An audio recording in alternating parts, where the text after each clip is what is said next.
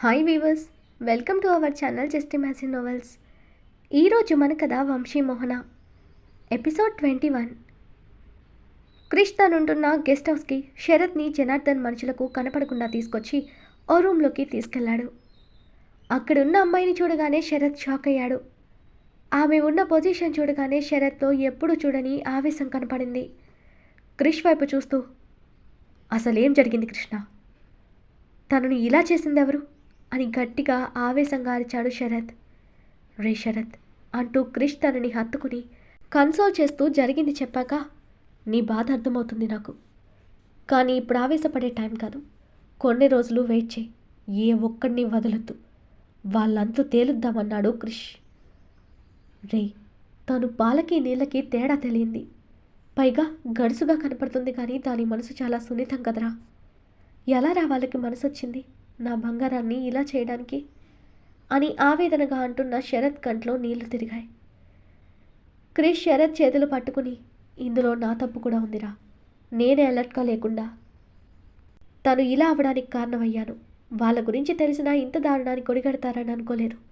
కనీసం నీతోనైనా చెప్పుండాల్సింది, నేనే నెగ్లెక్ట్ చేశాను, సారీ రా అని బాధగా క్షమాపణ చెప్పాడు క్రిష్. శరత్కి ఆమె దగ్గరకు వెళ్ళి తన పక్కన కూర్చుని తలపై నిమురుతూ, నీ తప్పేమీ లేదు కృష్ణ, తన తొందరపాటుతనం తెలిసి నా మనసులో మాట చెప్పకుండా లేట్ చేయడం వల్ల ఆ విధవకు అవకాశం ఇచ్చినట్టయింది. నువ్వు చెప్తున్నా నేనే ఆలస్యం చేసి తప్పు చేశాను, తనని కాపాడుకోలేని చేతకాని వాణ్ణి అయ్యాను. నువ్వే బెటర్, తనని ప్రాణాలతో కాపాడావు అని చెప్తూ కళ్ళీళ్లతో ఆమె చేతిని తీసుకుని తన బొగ్గపై పెట్టుకున్న శరత్, నీకోసం రావడానికి చాలా లేట్ చేశానురా, నీకు ఈ పరిస్థితి రావడానికి ఒక రకంగా నేనే కారణం, నన్ను క్షమించు. నువ్వు లేచాక నీ ఇష్టం వచ్చిన శిక్షవే, కానీ నా నుండి మాత్రం దూరంగా వెళ్ళిపోకు బంగారం అంటూ ఆమె నుదుటిపైన ముద్దు పెట్టాడు శరత్. క్రిష్ శరత్ భుజం తట్టి, ఈ నైట్ నువ్వు ఇక్కడే ఉంటానంటే నేను అక్కడికి వెళ్తాను, మోహన విషయంలో నేను ఛాన్స్ తీసుకోలేనన్నాడు క్రిష్. వద్దు, నేనే వెళ్తాను, నువ్వు ఇక్కడే ఉండు, కానీ తనపై జరిగిన అటాక్లో నాకు చాలా అనుమానాలున్నాయి, ఎవరెవరు ఇన్వాల్వ్ అయ్యారో నాకు తెలియాలి. అసలు ఎక్కడో ఉన్న నీకు తనేలా కనపడింది, ఏం జరిగిందో చెప్పు కృష్ణ అని సీరియస్గా అడిగాడు శరత్. క్రిష్ తను ఆమెను ఎలాంటి పరిస్థితుల్లో చూశాడో చెప్పి తెలుసుకుందాం, తనపై చెయ్యేసిన ఎవ్వరిని వదలను, అప్పుడే నా కొడుకుల్ని షూట్ చేసేవాడిని, కానీ నాకు ఆ టైంలో వాళ్ళ ప్రాణం తీయడం కంటే కొన ఊపిరితో ఉన్న తినని కాపాడమే ముఖ్యం అనిపించి వదిలేశాన్రా అని పిడికిలు బిగించి ఆవేశం అణుచుకుంటూ చెప్పాడు క్రిష్.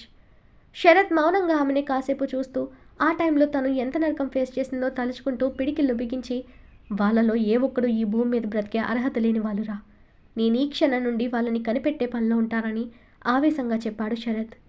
రే శరత్, వాళ్ళని నేనేం చేయలేక సైలెంట్గా ఉన్నాననుకున్నావా? ఈ పగ మనది కాదు, తనది అని ఆ అమ్మాయి వైపు చూపించి, వాళ్ళ మీద పగ తీర్చుకోవాల్సింది తను పడిన మానసిక క్షోభకి బదులు తీర్చుకోవాల్సింది తనే. ఇప్పుడు మనం చేయాల్సింది తనని బాగు చేసుకోవడం, తను లేచాక వాళ్ళని తనకే వదిలేద్దాం, వాళ్ళని తను ఎలా ఫినిష్ చేయాలంటే అలాగే చేయనిద్దాం, అప్పటిదాకా వాళ్ళని ప్రాణాలతో వదిలేద్దామని కసిగా అన్నాడు క్రిష్. శరత్ కూడా అందుకు అంగీకారం తెలిపి, ఇప్పుడు వెళ్తాను క్రిష్, రేపటి నుండి తనని నేనే చూసుకుంటానని చెప్పి భారమైన మనసుతో ఆమెని వదలలేక వదిలి వెళ్ళిపోయాడు శరత్. శరత్ కారులో కూర్చుని బెడ్ మీద చలనం లేని ఆమెని తలుచుకుంటూ తన చేతిని బలంగా స్టీరింగ్కి కొడుతూ, ఐఎమ్ సారీ రా, నా మనసులో మాట నీకు చెప్పకుండా చాలా పెద్ద తప్పు చేశాను. ఆ రోజే నీకు నా మనసులో మాట చెప్పుంటే కనీసం నిన్ను ఈ నరకం నుండి తప్పించగలిగేవాడినేమో, నన్ను క్షమించు. ఈ మాట నువ్వు లేచాక నీ కాళ్ళు పట్టుకుని చెప్పాలనుంది, అప్పుడే నా మనసుకు శాంతి అనుకుంటూ విల్లాకి వెళ్ళిపోయాడు శరత్. శరత్ వెళ్ళిన తర్వాత క్రిష్ ఆమె తలనిమిరి, గుడ్ నైట్ మా, రేపటి నుండి నీ ప్రేమ నీ పక్కనే ఉంటుంది. నీకు వాడు ప్రేమించిన విషయం తెలియదు కదా, నిన్ను చూడగానే ప్రేమించేశాడు, కానీ నీకు చెప్పలేకపోయాడు. మాటల్లో చెప్పకపోతే రేపటి నుండి చేతల్లో చూపిస్తాడు చూడు, వాడి ప్రేమలో నువ్వు తొందరగా క్యూర్ అవుతావని నాకు అనిపిస్తుంది అంటూ ఆమెకి గుడ్ నైట్ చెప్పి ఆ రూమ్లో లైట్స్ ఆఫ్ చేసి తన రూమ్కి వెళ్ళిపోయాడు క్రిష్. మోహన మార్నింగ్ లేచేసరికి పని వాళ్ళంతా ఇల్లు క్లీన్ చేసి ఉంచారు. కిచెన్లోకి వెళ్ళి కాఫీ కలిపి శరత్కి ఇవ్వమని కాఫీ కప్ మేడ్కి ఇచ్చి పంపి టిఫిన్ రెడీ చేస్తుంటుంది మోహన. ఆ పని అవ్వగానే శరత్ రావడంతో అతనికి టిఫిన్ వడ్డించి, శరత్ గారు, ఈరోజు నాకు వర్క్ ఏదో చెప్తా అన్నారు అని ఇబ్బందిగా అడిగింది మోహన. అతడు నవ్వి, ముందు టిఫిన్ చేయి మోహన, కార్తిక్కి కూడా పెట్టు, తర్వాత చెప్తాను, అని అతను చెప్పగానే మోహన గబగబా టిఫిన్ ప్లేట్లో పెట్టుకుని కార్తీక్ దగ్గరకు వెళ్ళి అతనికి తినిపించి వచ్చేసరికి శరత్ ఒక ఫామ్ ఆమెకి తెచ్చిచ్చాడు. అది క్రిష్ పంపిన అగ్రిమెంట్ అని మోహనకి తెలీదు. మోహన అందులో ఉన్నది చదివి సైన్ చేయండి అంటూ పెన్ ఇచ్చాడు శరత్. మోహన తల ఊపి కొన్ని పాయింట్స్ చదివి, నేను వర్క్ వదిలి వెళ్ళడం జరగదు కదా, మరేంటి ఇక్కడ మధ్యలో వెళ్ళాలంటే 5 lakhs కట్టి వెళ్ళాలనుంది శరత్ గారు అని అడిగింది మోహన. అది కంపెనీ రూల్లో ప్రతి ఎంప్లాయీకి పెట్టే రూల్, అంతే మోహన. అది జస్ట్ ఫార్మాలిటీ అంతే. నీకు ఓకే కదా, సైన్ చేయి, నీకోసం వర్క్ ఇస్తాను అని శరత్ చెప్పడంతో మోహన ఆ ఫామ్ని తీసుకుపోయి దేవుడి పాదాల దగ్గర ఆ అగ్రిమెంట్ ఉంచి దండం పెట్టుకుని సైన్ చేసి శరత్కి ఇచ్చింది. శరత్ ఫామ్ ఫైల్లో పెట్టి ఆమె చేసే వర్క్ గురించి ఎలా చేయాలో చెప్పాక, నీకేదైనా డౌట్ ఉంటే నన్ను అడుగు మోహన అంటూ వర్క్ ఫైల్ ఆమెకిచ్చి తన ల్యాప్టాప్ తెచ్చుకుని వర్క్లో పడ్డాడు శరత్. మోహన టిఫిన్ తిని ఆ ఫైల్ పట్టుకుని కూర్చుంది. నార్మల్ డిగ్రీ చేసిన తను ఎకనామిక్స్ టాపర్. ఆమెకి కంపెనీకి సంబంధించిన ఫైనాన్స్ డిపార్ట్మెంట్లో వర్క్ అలాట్ చేశాడు క్రిష్.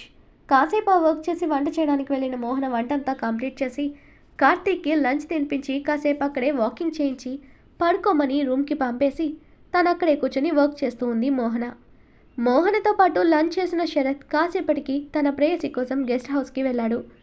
లోపలికి వెళ్ళగానే కృష్ణని చూసి హక్ చేసుకుని, కృష్ణ తన దగ్గర నేనుంటాను, నువ్వు మోహన దగ్గరకు వెళ్ళు అన్నాడు శరత్. లేదురా, ఇప్పుడు వెళ్ళడం కుదరదు. మా బాబు మనుషులు కుక్కల్లా ఇక్కడే తిరుగుతున్నారు. నైట్కి వాళ్ళకి మస్కా కొట్టిపోతాను. అప్పటిదాకా నేను ఇక్కడే వర్క్ చేస్తాను. నువ్వు ఆఫీస్కి రావద్దులే, ఇక్కడే ఉండు, నేను చూసుకుంటాను అన్నాడు క్రిష్. ఓకే అని శరత్ నేరుగా ఆ అమ్మాయి దగ్గరకు వెళ్ళాడు. అక్కడ నర్స్ని చూసి, తను బాగానే ఉంది కదా సిస్టర్ అని అడిగాడు శరత్. ఎస్ సార్, మేడంకి బాత్ చేయించి డ్రెస్ వేశాను, ఇక నేను వెళ్తాను సార్ అని ఆమె చెప్పి వెళ్ళిపోయింది. బొట్టు లేకుండా బోసిగా ఉన్న ఆమె ఫేస్ చూసి శరత్ కుంకుమ కోసం అక్కడంతా వెతికి లేకపోవడంతో కిందకు వెళ్ళి దేవుడి దగ్గర నుండి కుంకుమ తీసుకుని వచ్చి ఆమె నుదుటిన చిన్నగా రౌండ్గా బొట్టు పెట్టి, నువ్విలా ఉంటేనే చాలా బాగుంటావురా అంటూ ఆమె నుదుటికి ఉన్న గాయాన్ని వేలితో మెల్లగా తడిమి బాధతో గుడికలు వేశాడు శరత్.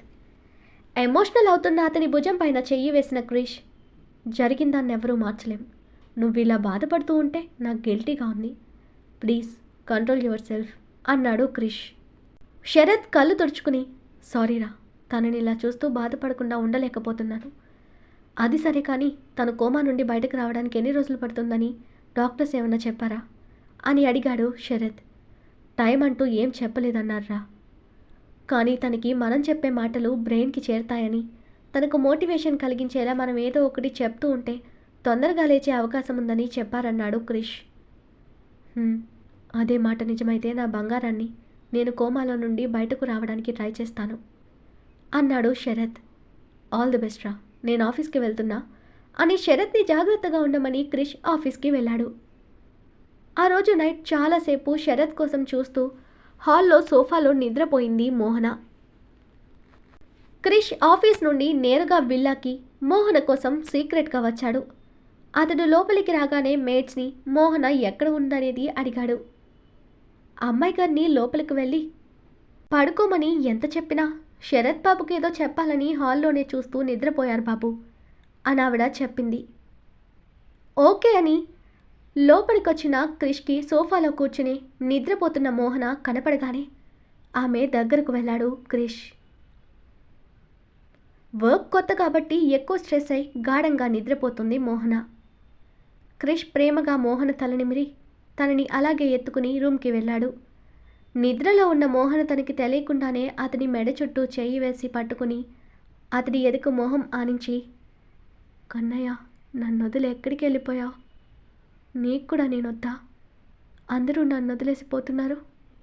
అమ్మ, ఆ తర్వాత నాన్న, ఇప్పుడు చిన్ని, నువ్వు కూడా కదా అని కలవరిస్తూ తన మనసులో బాధ చెప్తున్న మోహన వంక బాధగా చూసాము నిదుటను ముద్దు పెట్టిన క్రిష్.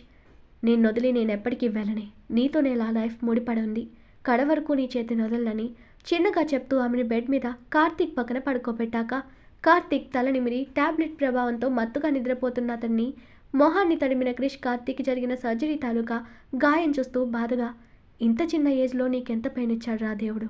డోంట్ వరీ, ఇకపై నీకు మీ అక్కకి ఏ కష్టం రాకుండా చూసుకుంటాను.